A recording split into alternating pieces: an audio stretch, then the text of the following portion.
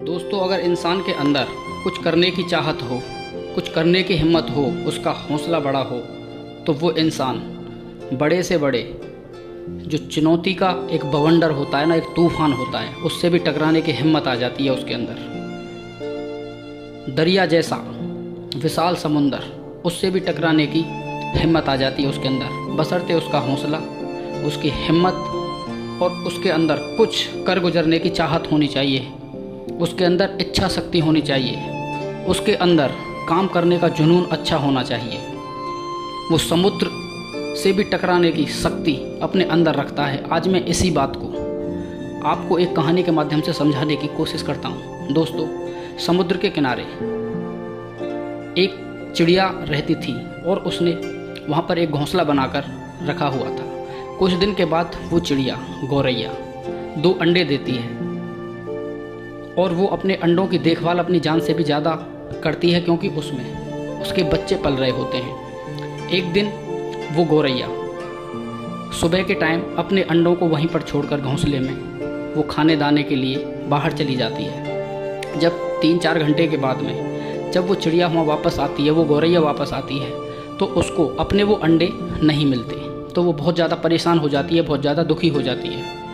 उसको डर सताने लगता है कि आज मेरे अंडों को कोई चोरी करके ले गया और अब तो मैं अपने बच्चों का भी मुंह नहीं देख पाऊंगी। वो बहुत ज़्यादा उदास हो गई। तो उसने थोड़ी हिम्मत करके समुद्र से पूछा, समुद्र, क्या तुमने मेरे अंडे देखे हैं? तो समुद्र ने बड़ी टशन में और इठलाते हुए उसको जवाब दिया कि मुझे क्या पता तेरे अंडे, मैंने थोड़े नहीं देखे, मैंने कोई तेरे अंडों का कोई ठेका ले रखा है। तो चिड़िया से जिस स्वर में समुद्र ने जवाब दिया था, तो गौरैया को, उस चिड़िया को यकीन हो गया था कि कुछ हो या ना हो, लेकिन मेरे अंडे इस समुद्र ने ही चुराए हैं। तो चिड़िया ने फिर उससे आग्रह किया कि तुम मेरे अंडे वापस कर दो, तुमने ही मेरे अंडे चुराए हैं।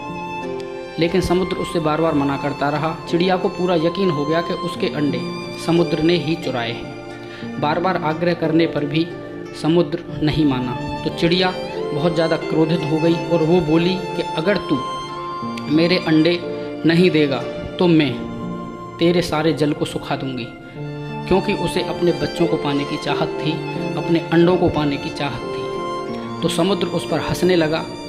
तो चिड़िया को और भी ज़्यादा क्रोध आ जाता है। तो चिड़िया अब क्रोध में इतनी ज़्यादा पागल हो गई कि उसको ये भी नहीं पता कि वो जिससे टकराने की कोशिश कर रही है, जिस समुद्र को वो सुखाने की बात कर रही है, उसके अंदर अथाह जल है।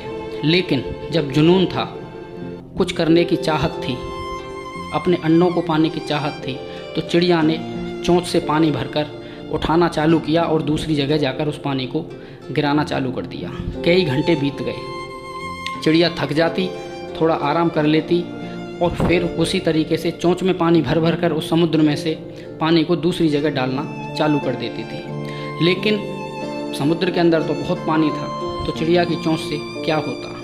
तो जब 2 दिन गुजर गए तो चिड़िया खाने के लिए कहीं नहीं गई, तो उसके साथ के और जो पक्षी थे वो उस चिड़िया की तलाश में समुद्र के किनारे आते हैं। और जब चिड़िया अपनी चोंच में पानी भर भर कर समुद्र को खाली करने का प्रयास कर रही थी, तो उसकी ऐसी हालत देखते हैं तो उससे वो बोलते हैं, उसके और भी जो सारे पक्षी थे साथ के, कि तू इतने बड़े समुद्र से क्यों टकरा रही है, इसमें इतना पानी है और तू इस तरीके से इसको कैसे खाली कर पाएगी, चल हम तेरी थोड़ी मदद करते हैं। चिड़िया बोली, नहीं, ये मेरा काम है, तुम यहाँ से चले जाओ, मैं किसी की कोई मदद नहीं लूँगी और मैंने प्रण कर लिया है कि मैं इस समुद्र को सुखाकर ही छोड़ूंगी। तो और जो पक्षी थे वो बड़े दुखी हो जाते हैं, क्योंकि चिड़िया को 2-3 दिन हो गए थे और वो कमज़ोर भी हो गई थी। तो वो सारे के सारे पक्षी अब पक्षियों के राजा गरुड़ के पास जाते हैं और सारी कथा बताते हैं। तो पक्षियों के राजा गरुड़ उस चिड़िया के पास में आते हैं और उससे बोलते हैं कि हम तेरी कुछ मदद करें, क्योंकि मेरी चोंच तुमसे भी ज़्यादा बड़ी है,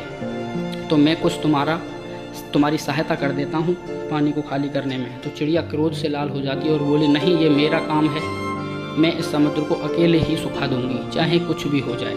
अब चिड़िया की ऐसी मनोदशा देखकर गरुड़ जी भगवान विष्णु के पास में जाते हैं और भगवान विष्णु से बोलते हैं कि एक चिड़िया इस तरीके से बहुत ज़्यादा दुखी है और समुद्र को सुखाने का प्रण कर चुकी है। तो अब स्वयं भगवान विष्णु उस चिड़िया के पास में आते हैं और चिड़िया से पूछते हैं क्या हुआ। तो चिड़िया ने पूरी बात विस्तार से बताई। तो अब भगवान विष्णु ने अंदर ही अंदर समुद्र को आदेश दिया कि यदि तुम्हारे पास में इस चिड़िया के अंडे हैं तो तुम इसके अंडों को वापस कर दो। तो अब भगवान का कहना तो समुद्र को मानना ही पड़ता।